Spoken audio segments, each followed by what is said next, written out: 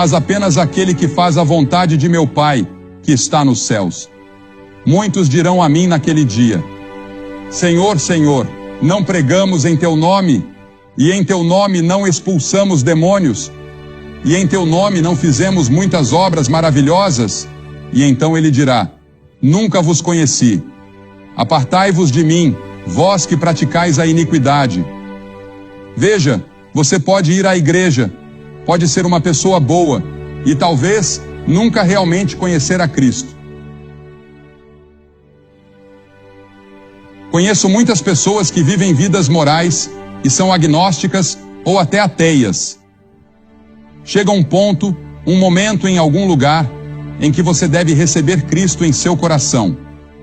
Paulo se gloriava na cruz porque ela expressa a profundidade do pecado, porque mostra o amor de Deus, porque é o único caminho para a salvação.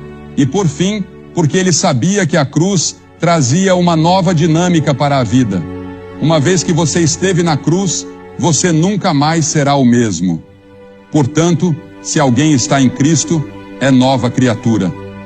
As coisas velhas passaram, eis que tudo se fez novo, diz a Escritura. Você nunca será o mesmo depois que vier a Cristo. Lembro-me da noite em que vim a Cristo. Eu estava com cerca de 300 ou 400 outras pessoas e fiz meu compromisso com Cristo. E enquanto estava ali, senti-me um tolo. Pensei em me virar e voltar. Uma mulher ao meu lado estava chorando e eu não tinha lágrimas. Não sentia nenhuma emoção, exceto o medo de estar em pé diante de tantas pessoas. Mas fui para casa naquela noite e lembro-me de que era uma noite de luar. Vivíamos em uma fazenda e eu olhei através do campo e da floresta e soube que algo tinha acontecido comigo naquela noite. No dia seguinte, se você tivesse me perguntado o que havia acontecido comigo, eu não saberia explicar. Agora eu sei. Aquele primeiro passo foi tão fraco, e minha fé era tão fraca, e eu tinha tantas dúvidas. Mas, que coisa incrível! A transformação que começou a agir em minha vida ao longo do tempo foi tremenda. E ainda está agindo, ainda está crescendo, e eu ainda estou aprendendo. E fica melhor a cada dia. E em quinto lugar, é uma motivação para o serviço. Uma motivação para o serviço. Você viu a Madre Teresa recebendo aquele prêmio? E então ela ganhou o Prêmio Nobel da Paz. Martin Luther King recebeu o Prêmio Nobel da Paz. E ao perguntarem a ele sobre isso, ele disse que era fruto da pregação evangélica de seu pai. Eu conhecia seu pai e conheci Martin Luther King, é claro. E seu pai sempre pregou o evangelho e acreditava na cruz, assim como Martin Luther King Jr. Você conhece a Cristo? A cruz é uma motivação para o serviço. O que motiva você? A sair e ajudar os famintos, os pobres e os oprimidos? Meu filho passa boa parte do seu tempo no terceiro mundo, ajudando os pobres e os necessitados, indo a pequenos dispensários e hospitais, enviando médicos para ajudar essas pessoas. Ele estava em um desses barcos no Mar da China, ajudando a resgatar refugiados há alguns anos. O que o motiva? Por que ele vai para algum lugar na África, ou para a Nova Guiné, ou percorre a Índia ou Bangladesh, ou alguns desses lugares para tentar ajudar? Porque ele ama a Cristo. É Cristo que o motiva. O que motiva você? Ou você sequer tem alguma motivação para ajudar os outros? Paulo se gloriava na cruz porque sabia que ela garantia uma vida futura. A cruz foi seguida pela ressurreição, pois Deus estava em Cristo reconciliando o mundo consigo mesmo.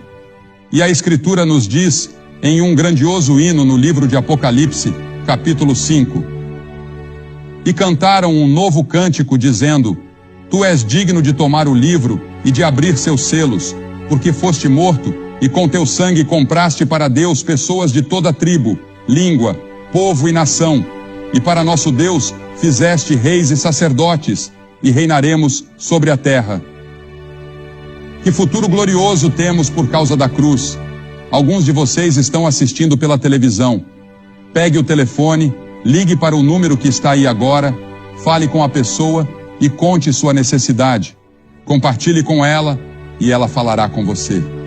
Você pode encontrar a Cristo hoje à noite, ou encontrar ajuda para seu problema ou sua necessidade, seja qual for. Agora, qual foi a atitude da multidão que estava lá naquele dia? Cristo morrendo na cruz. Primeiro havia a atitude de apatia. Sentados, eles o observavam ali. Isso é indiferença. Muitos estão aqui esta noite completamente indiferentes ao que estou dizendo e ao Evangelho. As zombarias, os abusos e as atrocidades daquela antiga multidão pagã foram menos dolorosas para Cristo do que ver, ao longo de todos esses anos, a indiferença que persiste. Aqui na Nova Inglaterra, não há lugar no mundo que tenha recebido mais do Evangelho ao longo de sua história do que vocês.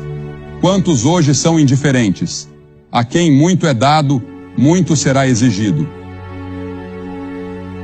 Entenda que será exigido mais de você, que tem tido o Evangelho por tantos anos, com tantas Bíblias, tantas igrejas, e agora com a televisão e o rádio, do que das pessoas na China ou em outros países onde o Evangelho não é tão livremente disponível quanto temos hoje. Depois, há a atitude do cético e do cínico.